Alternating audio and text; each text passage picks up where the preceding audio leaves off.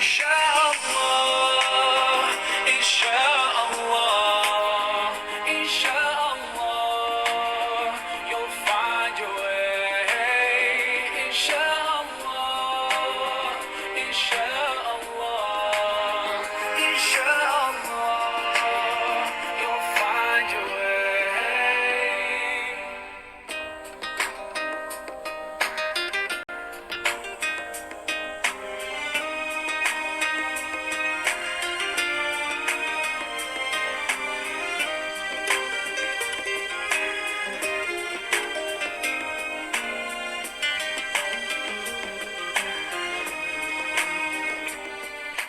أعوذ بالله من الشيطان الرجيم.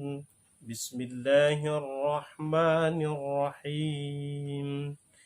يا أيها الذين آمنوا لا يسخر قوم من قوم عسى أن يكونوا خيرا منهم ولا نساء من نساء عسى أن يكن خيرا منهن ولا تلمزوا أنفسكم ولا تنابزوا بالألقاب بئس الاسم الفسوق بعد الإيمان ومن لم يتب فأولئك هم الظالمون. Wahai orang-orang yang beriman, janganlah mengolok-olok suatu kaum terhadap kaum yang lainnya. Boleh jadi mereka yang diolok-olok itu lebih baik dari mereka yang mengolok-olok. Dan janganlah perempuan-perempuan mengolok-olok dari perempuan-perempuan lainnya. Boleh jadi mereka yang diolok-olok itu lebih baik daripada yang mengolok. Dan jangan kalian saling mencela antara sesama kalian. Dan jangan kalian saling memanggil dengan julukan atau gelar yang buruk. Seburuk-buruk nama yaitu kefasikan sesudah beriman. Barang siapa yang tidak bertaubat, maka mereka itu adalah orang-orang yang zalim. Surah Al-Hujurat ayat 11. Assalamualaikum warahmatullahi wabarakatuh. Saudara-saudaraku dimanapun Anda berada, bahwa sesungguhnya kita adalah makhluk individu dan kita adalah makhluk sosial. Makhluk individu adalah kita, kehidupan pribadi kita. Dan kemudian kehidupan pribadi itu tidak akan bisa hidup tanpa bantuan orang lain.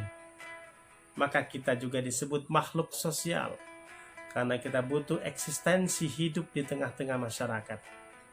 Kita butuh penjual, kita butuh pembeli, kita butuh pekerja, kita butuh alat-alat transportasi.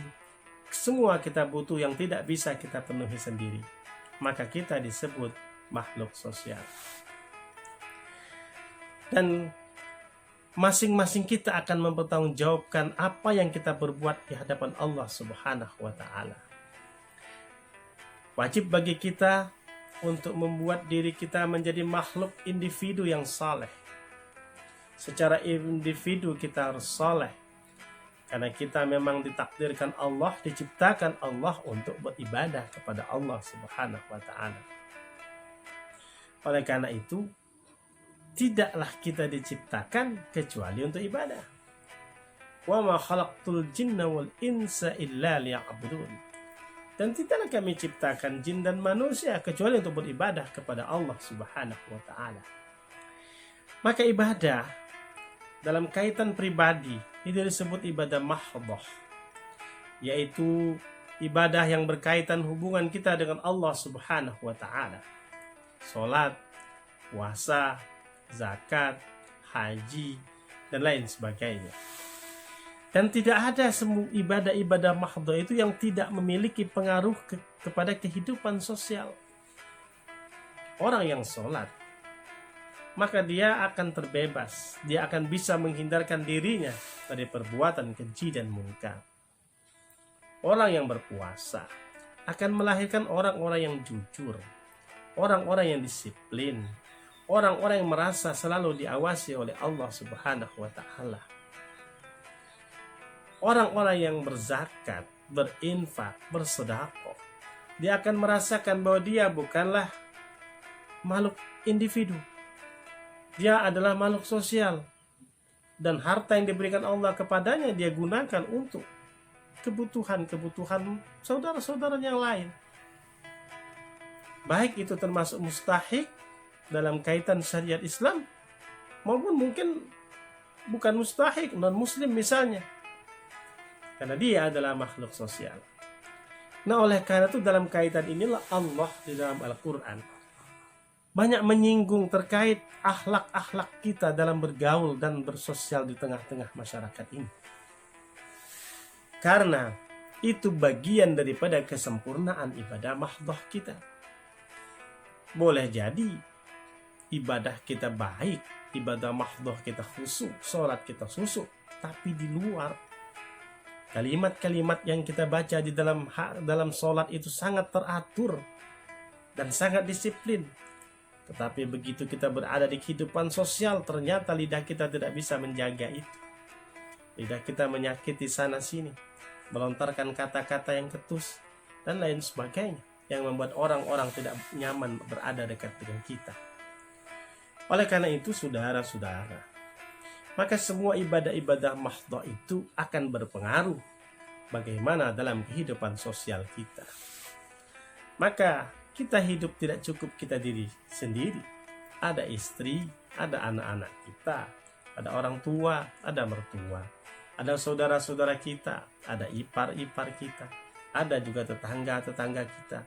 Mungkin di kantor ada atasan kita, kalau pedagang ada pembeli-pembeli kita, dan semuanya.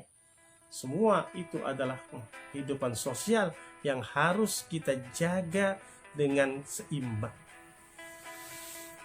Dalam kaitan ini, kita sering merasa lebih baik daripada orang lain. Karena kita mungkin sudah sholat 5 waktu tidak pernah tinggal. Mungkin juga kita tahajud di tengah malam.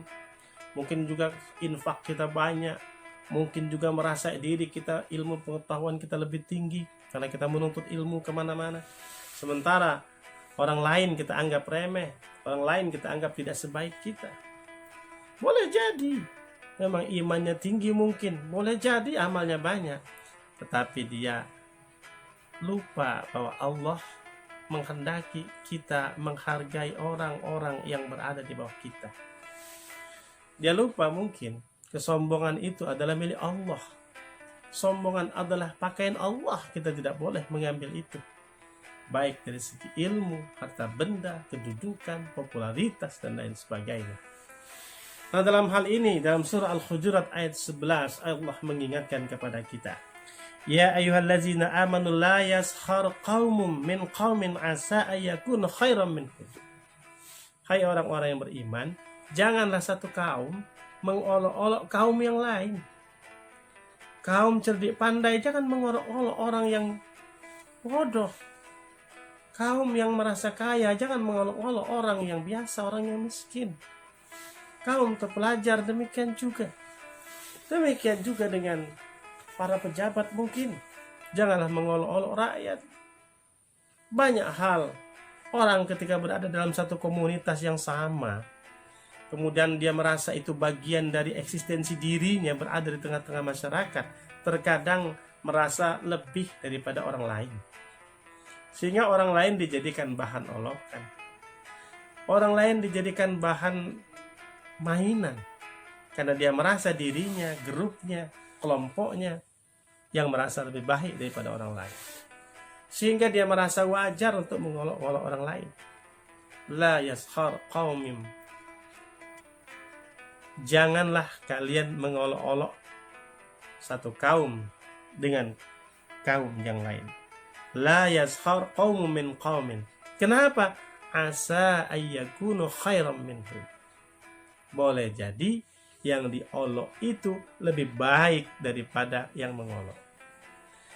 Boleh jadi kita yang mengolok orang lain, sesungguhnya orang itu lebih baik daripada kita.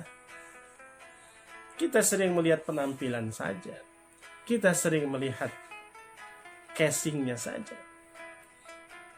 Maka pada saat-saat kita misalnya melaksanakan umroh atau haji, kita melihat manusia dari berbagai negara.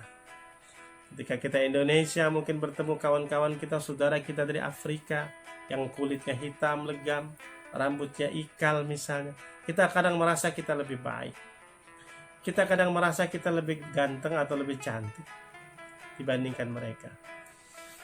Saudara-saudaraku, kegantengan, kecantikan hanya casing. Kulit ini juga hanya casing. Rambut kita juga hanya casing. Yang Allah lihat adalah hati. Boleh jadi mereka emang hitam. Boleh jadi mereka rambutnya ikal. Penampilan fisiknya tidak menarik. Tapi mungkin imannya lebih bercahaya daripada iman kita. Boleh jadi pakaiannya lusuh. Boleh jadi penampilannya awut-awutan. Tapi bisa jadi ilmunya lebih tinggi daripada kita. Sabarnya lebih tinggi daripada kita. Keikhlasannya lebih tinggi daripada kita. Keyakinannya mungkin lebih kuat daripada kita. Maka kita tidak boleh mengolok-olok satu kaum, mengolok-olok kaum yang lain. Bahkan dalam ayat ini Allah secara lebih spesifik, wala nisa'um min nisa'in, dan janganlah kaum wanita mengolok kaum wanita lain. Ini memberikan gambaran bahwa mengolok-olok orang lain terkadang juga sering dilakukan. Bahkan mungkin banyak dilakukan oleh kelompok-kelompok para wanita-wanita yang merasa sekelompok, satu aliran, satu ide, satu gagasan, satu derajat, sehingga dia mengolok-olok kaum yang lain. Karena kelompoknya orang-orang cantik semua, orang-orang tajir semua, maka dia merasa berhak mengolok-olok orang yang tidak cantik. Karena dia merasa kelompoknya orang-orang pejabat, sukses, wanita karir misalnya, dia mengolok-olok orang lain. Maka oleh karena itu, sikapilah kehidupan ini secara arif dan bijaksana. Siapapun kita, dimanapun kita adalah hamba Allah.